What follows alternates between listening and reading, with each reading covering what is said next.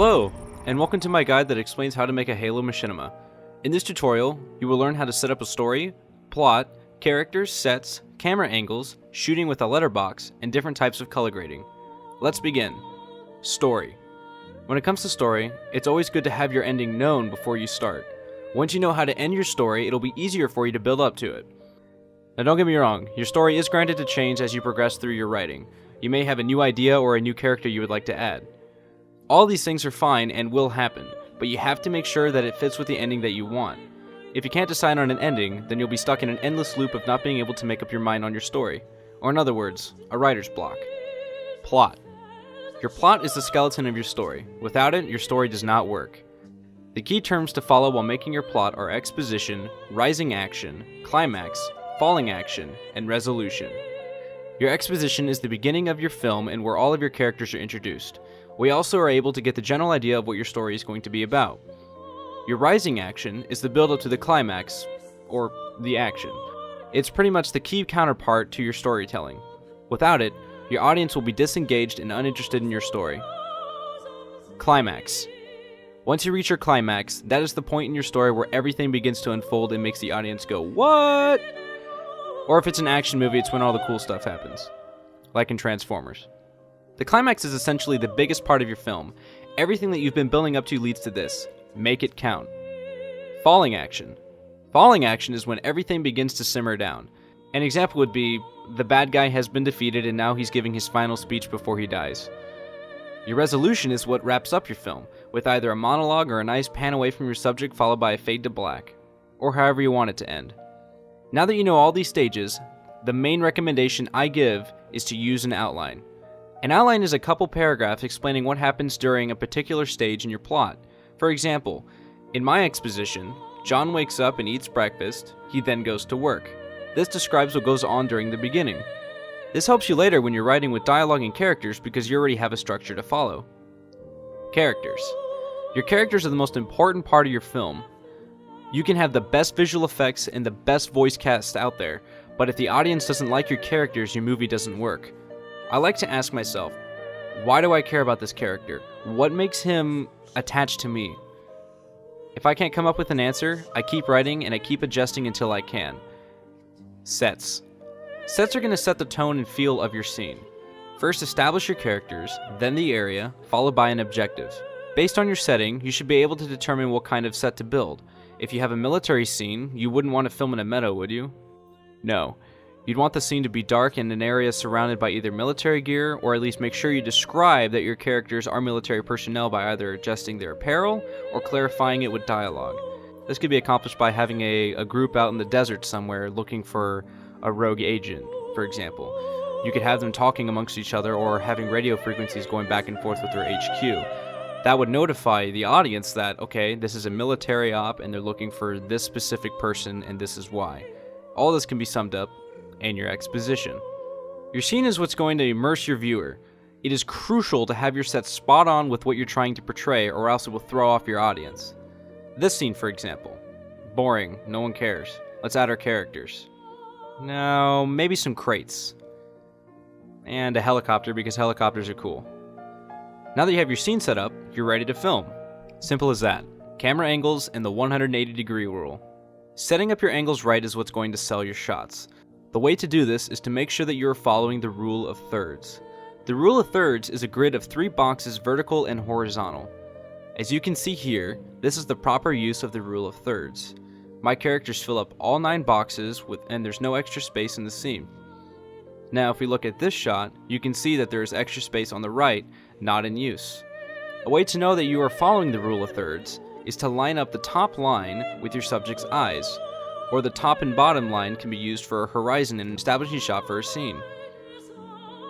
It's always better to get tight shots or close-ups when your characters are talking than wide. Wide-angle shots should only be used when establishing the surrounding area. Next is the 180-degree rule. The 180-degree rule means that you choose a side where your camera will stay when filming 2 subjects when they're talking. As shown here, if we choose the left side to shoot on, your camera cannot pass over to the right, otherwise it'll throw off the audience. For example, it looks like the character is replaced by someone else in a jump cut. The proper use of it would be here. See what I mean? When shooting 3 people, I usually pick a particular person to be my line as shown here. I keep the camera behind them to show the dialogue coming from the other 2 characters. If I'm to get a shot of my line man, I simply rotate the camera 180 degrees and then I get a single wide shot showing both of the subjects that he is addressing. This will eliminate confusion and also help your audience stay engaged. When establishing your scene, you want to make it clear as to who is there and what is there, all while following the rule of thirds. As you can see here in this shot, I established 3 characters and a helicopter. The rule of thirds is being followed by lining up the top horizontal line with the grass where it meets the cliff wall.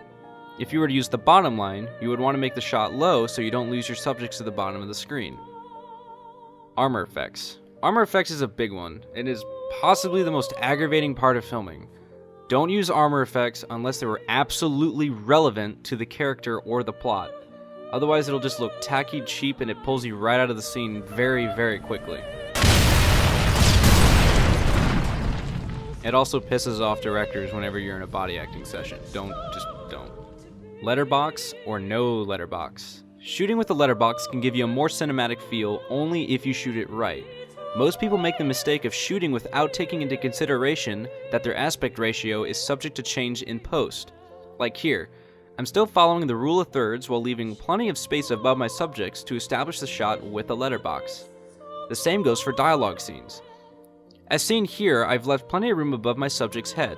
The subject to the left doesn't matter because he is not the primary focus of the scene. While doing this, you must be sure to remember that your framing is correct.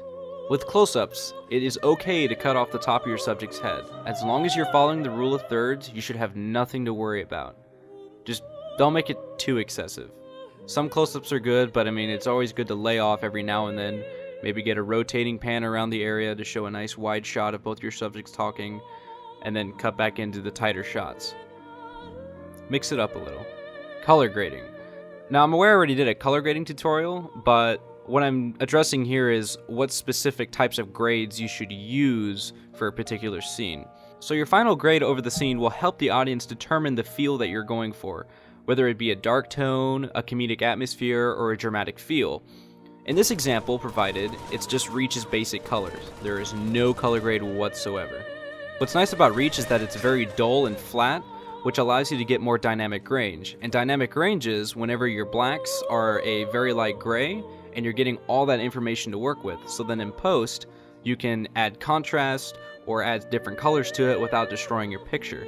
And it gives you more freedom to create whatever you want your scene to look like. In this example, this grade gives it a more dramatic look and makes your audience feel more engaged to the scene. Typically with dramatic scenes, you want to have a high contrast, punchy looking kind of scene. Whenever you're filming in Forge World typically has a blue tint over it, so I just added a little bit of orange to kind of even out the color tone, which gave it a different kind of feel. In this scene, we're going to make it look as if the colors were vibrant.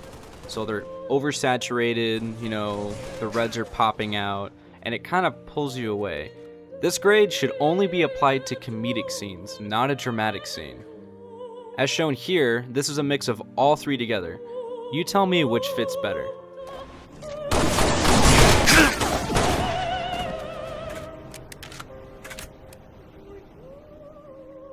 So that's all I have for today. If there's anything you would like me to cover, shoot me a message and I'll try my best to fit it into the next tutorial. Take care, guys. Thanks for watching.